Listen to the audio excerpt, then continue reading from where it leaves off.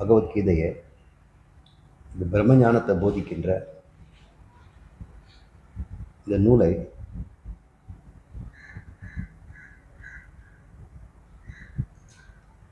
பார்க்கிறதே பெரிய புண்ணியம், கேட்கறது பெரிய புண்ணியம், விளங்கிக்கிறது மோட்சம். இந்த ஞான யஜ்ஞம் அப்படின்னு பகவான் சொல்றார். யஜ்ஞங்களிலேயே மிக சிறந்தது ஞான யஜ்ஞங்கிறார். யஜ்ஞங்கள்ல மிக பெரியது வருஷக்கணக்காக செய்யறதெல்லாம் இருக்கு, சாத்திரம்ங்கிறாங்க. அப்புறம் அஸ்வமேத யாகம், இதெல்லாம் பெரிய செலவு பண்ணி நூற்றுக்கணக்கான புரோகிதர்களை வச்சு மிக ஒரு பல ஏக்கர் நிலப்பரப்பில் யஜ்ஞங்களை நடத்தி செய்து என்ன பெறுகிறார்களோ அதை இந்த ஞான யஜ்ஞம்ங்கிறது செய்து கொடுக்குது. கொஞ்ச நேரமாவது இந்த ஞான யஜ்ஞங்களை கலந்தாவிட போதும்.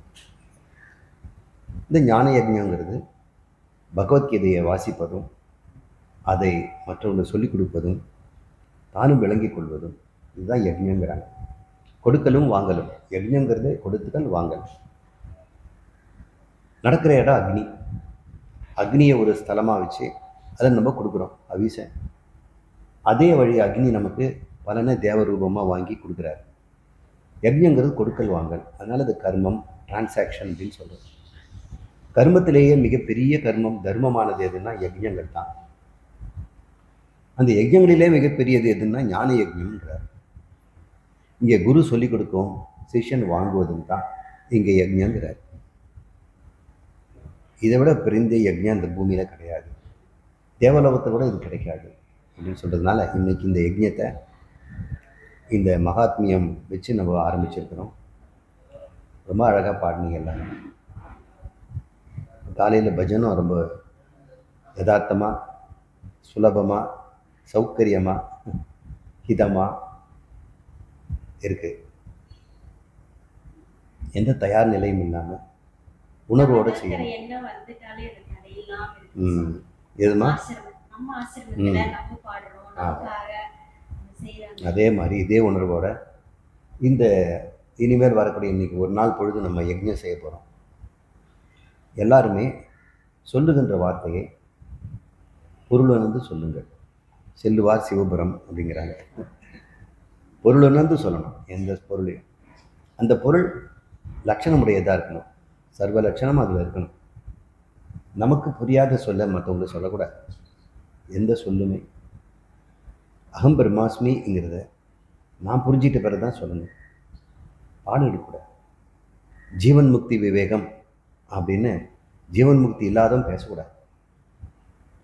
அபரோட்சமாக உணராதவன் அபரோட்ச அனுபூதியை சொல்லக்கூடாது. ஆனால் நீங்கள்லாம் அந்த நிலைக்கு அடைஞ்சதுனால நீங்கள் சொல்லலாம். குறிப்பாக ஜீவன் முக்தி விவேகத்தை பேசணும்னா ஜீவன் முக்தர் தான் அது பேசணும். பாடத்திட்டத்தில் இருக்குதுன்னு புத்தகத்தில் படிச்சுட்டு ஒப்பிக்கிறதோ சொல்கிறதோ முடியாது. இன்றைக்கி நாம் செய்ய போகிறது ஒரு முயற்சி. சொற்களை நம்ம உள்ளபடி தாத்பரியத்தோடு புரிஞ்சுக்கிறோமா? ஒவ்வொரு சொல்லுக்கும் பொது புத்தியில் ஒரு அர்த்தம் இருக்குது.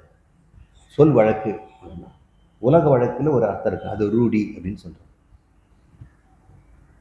சர்வம் அப்படின்னா ரூடி அர்த்தம், எல்லாம் அப்படின்னு அர்த்தம். இந்த இடத்துல எல்லாம்னா எல்லாம் வந்தாச்சா அப்படிங்கும்போது இன்னும் 2 பேர் வரணுங்கிறோம். இந்த எல்லாம்ங்கிறது இந்த கூட்டத்துக்குள்ளே இருக்கிறவங்க தான். இதுவே ஒரு பெரிய மேடையாருன்னு எல்லாம்னு சொன்னோம்னா முக்கிய பேச்சாளர் வந்துட்டாரா, மேடையில் ஒருத்தவங்க வந்துட்டாங்களா, அப்புறம் மேலே வாத்தியார்கிட்ட வந்துட்டாங்களா, மைக் செட்லாம் வந்துடுச்சா அப்படின்னு எல்லாமே அதில் சேர்க்குறோம். இது உலக வழக்கு, அது ரூடி அப்படின்னு சொல்கிறோம். அது பிரசித்தின்னு சொல்லுவாங்க சமஸ்கிருதத்தில். பிரசித்தின்னா எல்லாரும் அறிந்தது, யாரும் தப்பாக புரிஞ்சுக்க மாட்டாங்க. அது மட்டுமே இல்லை, அது அர்த்தத்துக்கு வியாங்கிய அர்த்தம்னு ஒன்று. இடம் பொருள் கருதி அதுக்கு அர்த்தம் மாறலாம். அவர் சொல்கிறது எல்லாம் வந்தாச்சா அப்படின்போது மக்கள் மட்டும் இல்லை, சாப்பிட்ற பொருளை வந்துடுச்சா, அதில் எல்லாம் அப்படின்னு ஒரு சொல்கிறாங்களே, அது வியாங்கிய அர்த்தம். ஆமாம், இடத்துக்கு ஏற்ற மாதிரி மாறும். இப்போ நான் சொல்கிறேன் மூடி அப்படிங்கிற அப்படின்னு சொன்ன உடனே அவங்க பால் காய்ச்சிட்டு இருக்கிறாங்க இல்லையா, மூடி அப்படின்னு சொன்னேன். மூடிட்டு போங்க, மூடி மறந்துடாதீங்க அப்படின்னு அர்த்தம். அப்புறம் வீட்டுக்குள்ளே வராரு, கதவை திறந்துட்டு உள்ளே வராரு, பார்த்து பேசிட்டு வெளியே போகிறாரு. கதவு அப்படிங்கிறோம். இப்போ கதவுன்னு தான் நம்ம சொல்கிறோம், ஆனால் அதுக்குள்ளே ஒரு அர்த்தம் மறைஞ்சிருக்கு. மூடிட்டு போங்க அது அப்படின்னு அர்த்தம் இருக்கு. இது வியாங்கியார்த்தம் அப்படின்னு அந்த இடத்துக்காக அது வரும். இப்போ கோல் அப்படின்னு சொன்னோம்னா பொதுவாக குச்சி, நீளமான ஒரு பொருள் அப்படின்னு தான் எல்லாருக்கும் அது ரூಢி அர்த்தம். இதுவே கண் தெரியாதவங்ககிட்ட இருந்ததுன்னா அவன் தடுக்கிறது கைத்தடி அப்படின்னு. வயோதிகனுக்கு கைத்தடி, அவங்களுக்கு ஒரு பெல்லு வச்சு தடி கொடுப்பாங்க, கிளிங் பெல் அடிச்சு போவாங்க. தடி அல்லது கோல் அப்படின்னு சொன்னா அப்படி. யானை பாதன் கோல்னு சொன்னா அவனுக்கு அங்குசமாயிடும். இது வியாங்கியார்த்தம். அப்புறம் கவுனார்த்தம்னு ஒன்று. அது ஒரு குணத்தை மட்டும் காட்டும். ஆமாம், காலேஜில் எல்லாம் நிறைய வாத்தியார்களுக்கு பேர் வச்சிருப்பாங்க, அது கவுனார்த்தம். இதோ சுட தண்ணி வந்துடுச்சும்பாங்க, டெய்லர் வந்துட்டாருன்னு சொல்லுவாங்க. ரொம்ப காலம் அந்த ப்ரொஃபஸருக்கே தன் பேர் டெய்லர்னு தெரியாது. எல்லாரும் சிரிக்கிறாங்க டெய்லர் அப்படின்னு இவரே நினச்சிட்டு இருப்பார். அப்புறம் அவர் கண்டுபிடிச்சிட்டாரு. எல்லாரும் கேட்குற டெய்லர்னு என்ன, டெய்லர் ஏன் எனக்கு அந்த பேர் எந்த பேருன்னு தெரியல. இது எங்களுக்கு அனாதி காலத்துலேயே இந்த பேர் சார், எங்கள் சீனியருக்கு வச்ச பேர். இவருக்கு தெரியும், காமர்ஸ் ப்ரொஃபஸருக்கு சுடுதண்ணி தெரியுமா யாருன்னு நம்ம டிபார்ட்மெண்ட்டில் ஒரு மேடத்துக்கு பேர். அப்புறம் அவர் என்ன தான் கேட்டார், நீங்கள் தான் ரொம்ப காலமாக இருக்கிறவங்க சொல்லுங்கள் அப்படின்னு. நீங்கள் காலை ஆட்டிக்கிட்டே இருப்பீங்க அப்படியே, ஆனால் டெய்லர்னு பேர் வச்சாங்க. அப்படியா, இப்போ நான் ஆட்டுறது இல்லைங்களே. அது பேர் கவுனார்த்தம். ஒரு குணத்தை மட்டும் எடுத்துக்கிறோம். அவர் டெய்லர் கிடையாது, அதனால துணி தைச்சிக்கிட்டு நூல் ஊசியமாக இருக்க மாட்டார். காலை ஆடுறதுன்னா அந்த பெடல் அமுக்கிறது அப்படின்ட்டு. இந்த காலத்தில் அது ஒத்து வராது, இப்போதான் பெடல் அமுக்கிறது இல்லை. இப்படி அவன் கணக்கில் புலி, அவன் ஒரு டியூப் லைட்டு இப்படின்னு சொல்றதெல்லாம் கவுனார்த்தம். இந்த டியூப் லைட்டுக்கு வேற லட்சியார்த்தம்னு ஒன்று. அந்த சொல்லு எதை குறிக்கணும் அப்படின்னு அதுக்கு ஒரு விவஸ்தை இருக்குது. அந்த அந்த பிரகரணத்தில் அந்த சொல்லு அங்கே பயன்படுத்திருக்கனா அது ஏதோ இது குறிக்க வருது இல்லையா, அது விவக்ஷா அப்படின்னு பேர். விவக்ஷா, அந்த விவக்ஷாவை நம்ம எடுக்கணும், நம்ம ரூಢி அர்த்தத்தை எடுத்துக்கூடாது. அந்த சில இடத்துல விவக்ஷாவனால அது லட்சணார்த்தத்திற்கு கூட எடுத்துக்கோ, விவக்ஷா தான் ரொம்ப முக்கியம். இப்போ சாந்தோக்கிய உபனிஷத்து சதேவ சௌமிய இதம் அக்ரே ஆசித் அப்படின்னு, தைத்திரிய உபனிஷத்து அசத்தேவ அக்ரே ஆசித்துன்னு தைத்திரிய உபனிஷத்து. அப்போ அந்த இடத்துல என்னடா அது அசத்தனா சூன்யமாச்சே, முற்றின்மையாச்சே அப்படின்னு ஒரு சந்தேகம் வரும். ஆனால் பிரகரணத்தை கவனிக்கணும்.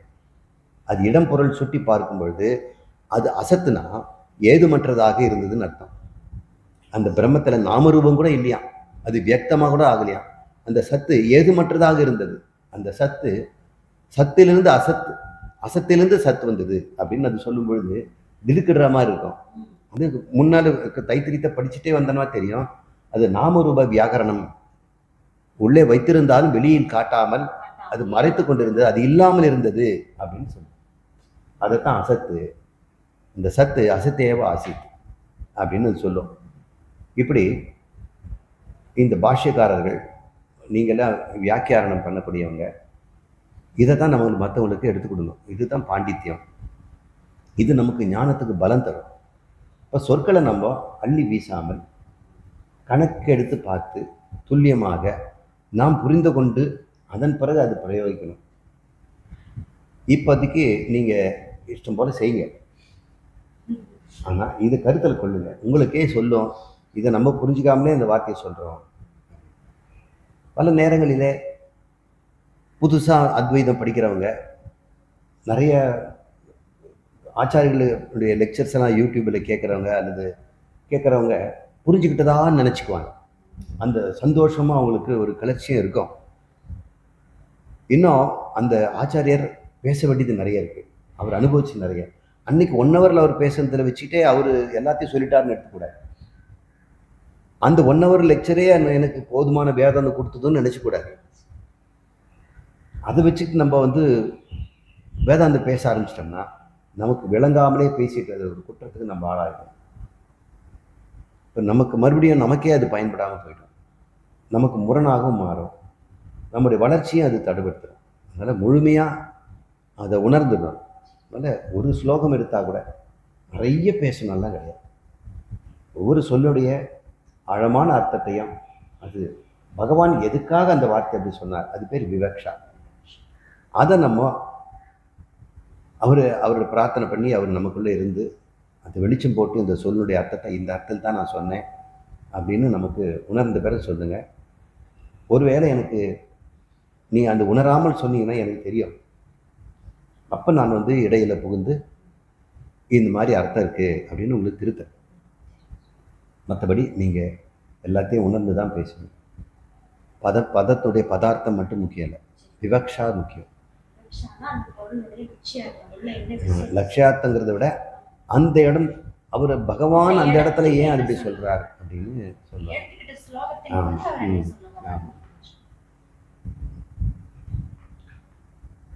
சில தடவை உபச்சாரத்துக்கு சொல்லியிருக்கலாம், அது உபச்சாரம்னு தெரியணும், அதை அப்படி ஆழமாக அர்த்தம் கூட. உபச்சாரத்துக்கு ஒருத்தர் சொல்லியிருக்கலாம்ல,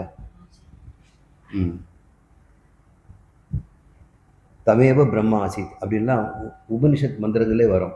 ஒரு இந்திரனையே சொல்லிடும், தமேவ பிரத்யட்சம், நீ தான் பிரத்யட்சமான கடவுள் அப்படின்னு அது சொல்லும். அடுத்த லைன்லேயே வேற ஒருத்தர் சொல்லும், வாங்மே மனசி பிரதிஷ்டா, அந்த மாதிரி இதெல்லாம் பார்த்தோம்னா இப்படி வரும். அந்த இடத்துல ஒரு புகழ்ச்சிக்காக அப்படி அந்த இடத்த அது புகழ்ச்சிக்குன்னு எடுத்துக்காம நீங்கள் லட்சியமாக எடுத்துக்கூடாது. அந்த இடத்துல அந்த அர்த்தத்தை போயிட்டு இவர் முழு முதல் கடல் ஆயிடுவார். அந்த இடத்துல அந்த அந்த சொல்லினுடைய விவக்ஷா, அது கவுனமா ரூடியா அல்லது லட்சணமா கவுனமா அப்படின்னு நம்ம ஆலோசனை பண்ணி உணர்ந்து பேசணும். அப்போ ஒவ்வொன்றுத்துடைய 4 தன்மைகளை நீங்கள் புரிஞ்சுக்கணும். ரூடி அர்த்தமும் தெரியணும், அது வாட்சிய அர்த்தம், லட்சணாவிருத்தியும் தெரியணும், கவுன விருத்தியும் தெரியணும்.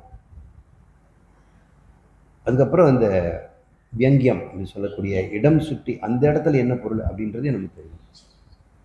4 வகையிலே நீங்கள் ஆராய்ச்சி பண்ணுங்க. சிலதுக்கு வெங்கியார்த்தமாக இல்லாமல் இருக்கலாம், பாச்சார்த்தமாக இருக்கலாம், உபச்சாரத்தை சொல்லியிருக்கலாம். அதை நீங்கள் பார்த்துட்டு அதை சொல்லுங்கள். சரி, ஆரம்பிச்சுக்கலாமா? செந்தில்ஜி, ஆச்சாரியா செந்தில் இப்போ நமக்கு இந்த நிகழ்ச்சி நடத்தி கொடுத்தார். வந்தே குரு பரம்பரா.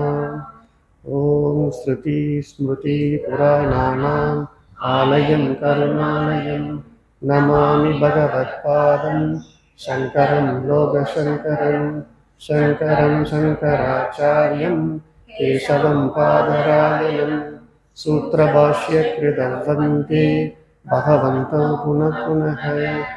ஈஸ்வரோ குருராத்மேதி மூர்த்திபேதவிபாகினே व्योमवद्व्याप्तदेहाय दक्षिणामूर्तये नमः. सहना भवतु सहनौ भुनक्तु सह वीर्यं करवावहै तेजस्विना अधीतमस्तु मा विद्विषावहैः. ॐ शान्ति शान्ति शान्तिः. ஆச்சாரியர்கள் அனைவருக்கும் நமஸ்காரம். இன்றைக்கி நம்ம இங்கே கூடியிருக்கிறது பகவத்கீதை சத்சங்கத்துக்காக. நமக்கு ஒரு சிறந்த வாய்ப்பை நமக்கு சுவாமி உருவாக்கி கொடுத்துருக்குறாங்க. இதில் இன்றைக்கி நாம் வந்து 2வது அத்தியாயத்தில் 25வது ஸ்லோகத்திலிருந்து 50வது ஸ்லோகம் வரைக்கும் நம்முடைய சத்சங்கம் இருக்க போகுது. இந்த 2வது அத்தியாயத்தில் ஆரம்பத்தில் அர்ஜுனன் வந்து குழம்பி இருக்கக்கூடிய மனநிலையில் இந்த பர்டிகுலர் இடத்துல அவர் ஆத்மாவை பற்றின தன்மையை அறிமுகப்படுத்துகிறார். ஆத்மாவை ஒருவராலும் கொல்ல முடியாது, ஆத்மாவை வெட்ட முடியாது, துண்டாக்க முடியாதுன்னு பல விதங்களில் ஆத்மாவினுடைய தன்மையெல்லாம் சொல்லி, நீ அந்த ஆத்மா தான் அப்படிங்கிறதையும் சொல்லி, இங்கே சுற்றி இருக்கிறவங்க எல்லாரும் பார்க்கறது நீ உடலாக தான் பார்த்துக்கிட்டு இருக்கிற, அந்த உடலுக்குள்ள ஆத்மான்னு ஒன்று இருக்குது, அந்த ஆத்மாவை யாராலையும் அழிக்க முடியாது, இந்த உடலுங்கிறது அழியக்கூடியது அப்படிங்கிற வகையிலாம் ஆத்மாவை பற்றியும் விளக்கத்தையும், எது அழியக்கூடியது, எது அழியாத பொருள், எது மாறாத பொருளுங்கிறதையும் சொல்லி, அதுக்கப்புறமா நீ வந்து உன்னுடைய கடமையை நீ தைரியமாக செய்யு, உண்மையிலேயே இங்கே யாரும் கொல்லப்படுவதும் இல்லை, கொள்வதும் இல்லை அப்படிங்கிற அந்த விளக்கத்தை நமக்கு கொடுத்து கர்மயோகத்தினுடைய சிறப்பை இந்த இடத்துல இருந்து தான் ஆரம்பிக்கிறார். ஸோ அதனால் இன்னைக்கு நம்ம சத்சங்கம் ஆரம்பத்தில் இந்த கர்மயோகத்தினை பற்றின விளக்கங்களை ஒவ்வொருத்தரும் அவர்களுக்கு புரிந்த வகையில் எளிமையான முறையில் நம்ம ஒரு 30 நிமிடம் பேசும் அளவில் வைத்துக்கொள்ளலாம்.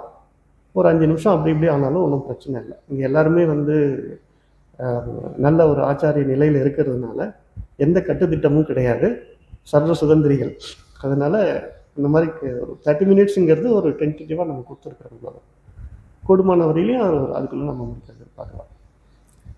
அப்புறம் இதில் வந்து மத்தியானத்துக்கு மேலே வரவங்க ஆத்ம தத்துவத்தை பற்றி பேசுவாங்க. அப்போ முதல்ல நம்ம ஆரம்பிக்கிறது வந்து இந்த சத்சங்கத்தில் முதல் உரையாக கர்மம் மற்றும் கர்மயோகம் பற்றி பகவான் என்ன கூறியிருக்கிறாருங்கிறத ஸ்லோகம் 39, 40, 41 ஆச்சாரியா மாரிராஜன் அவர்கள் வந்து நமக்கு விளக்க இருக்கிறார். வாங்க.